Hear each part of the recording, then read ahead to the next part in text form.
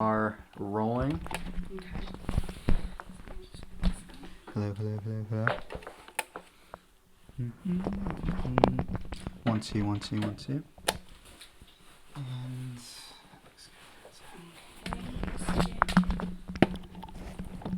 all right, so there you go. That's a good spot.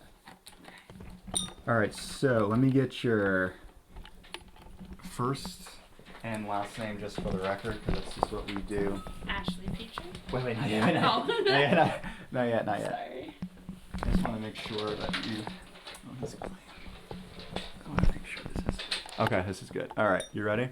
Yeah, okay. Can I see myself real quick? Yeah. Let me. Okay. That's perfect. And then. All right, you ready to rock, right? Yes. Here we go. All right, so here we go. So let me get your first and last name and spell it out. Yeah, you could, yeah. Okay. Ashley Petrie, aka Reina. Okay, how do you spell your last name? Pitre. Okay, give it back. All right, here we go. All right, so let's start from the beginning. So I was looking at your stuff here. You started out since you were a young girl, it looks like, right? Yes. All right, so walk me through like your inspiration over the years, how that developed, as a young artist and now into a woman now. Walk me through that a little bit. Okay. Great. And I'll hold it for now. Yeah.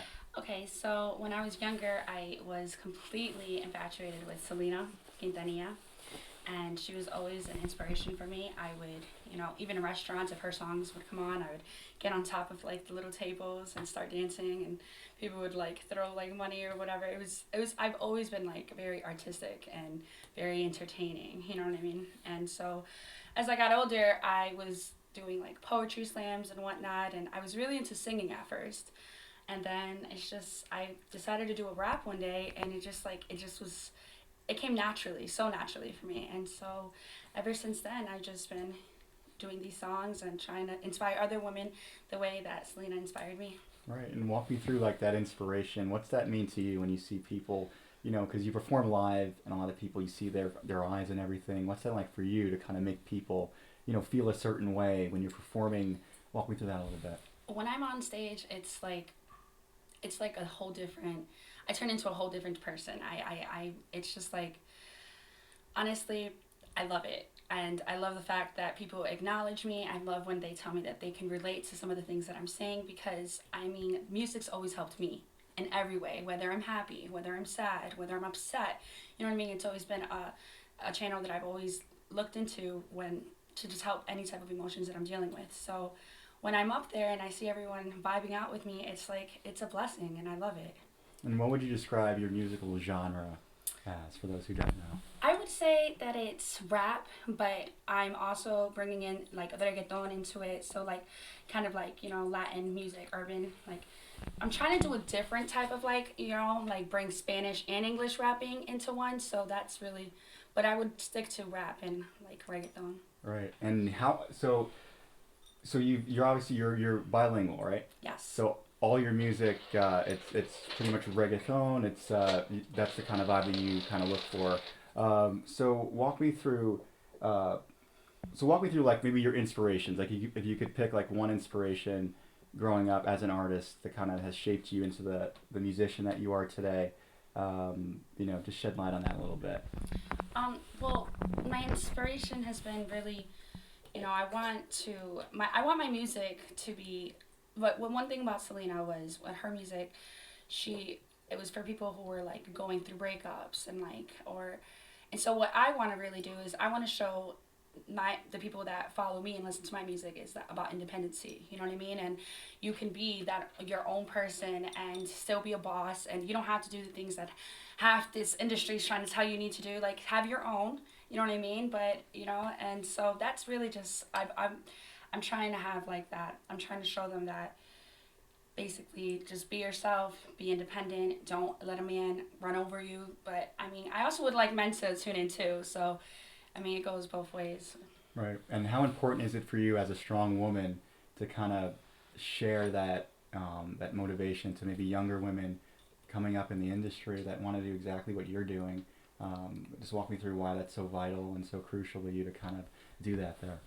Well, there's always that what if, and I've always had that issue, like, oh my gosh, should I put myself out there? And it took me a while, But I mean, if you know your craft and you know your talent, like just believe in yourself, and that's what I would want everyone to know. Like if you believe in yourself, then others will believe in you. But if you don't, who will? You know. And so, just stick to your craft and believe it, and it'll happen little by little. And the music that you have coming out now, what's the message there? What's the underlying message that you want? It's so the first mixtape that I just dropped was Evolution of a Queen. So it was just basically like my songs were just like it was telling my story from when I was a child. You know, the struggles that I've dealt with. You know, not having a father, just a lot of things. So that was what that project was about. Now this new project that I'm coming with is I'm gonna make an all Spanish CD, well an all Spanish single. Well, I'm gonna do a single from Selena called "Te Pasaste," but after that, I'm gonna try to do an EP of all Spanish songs, and then the other one is gonna be just really getting over how to get over someone, you know, because I've dealt with that plenty of times. So those are the two projects that I'm trying to work on as of right now. Right. And then so lastly, just to wrap a bow around the interview, what do you want people to know watching back at home about you, about your career, or anything in general that kind of sheds light on you, anything just to kind of you know, it's just, you know, I came from you know, I say my mom was a single mother of 3, and sorry, yeah, my mom was a single mother of 3, and you know, I went through a lot of obstacles, a lot of struggles. There's people who will, you know, say like, oh, you're doing it this way, you should do it this way, but I believe that if however you see your craft and however you want it, don't change for nobody, and just believe in yourself and know that, you know, I mean, I do fun things here and there, but I was at once in a really hard space, and so all these obstacles that I've overcame, I know anyone else can too, and I know everyone has a story, everyone has a struggle, and so just keep believing in yourself. You want to talk about those struggles? Like what struggles in particular did you have to overcome? You know, I was really on my own with raising. I helped. My mom was always working, so I was always raising my sister, and my little brother, and I'm still very much into their lives. I'm very family oriented.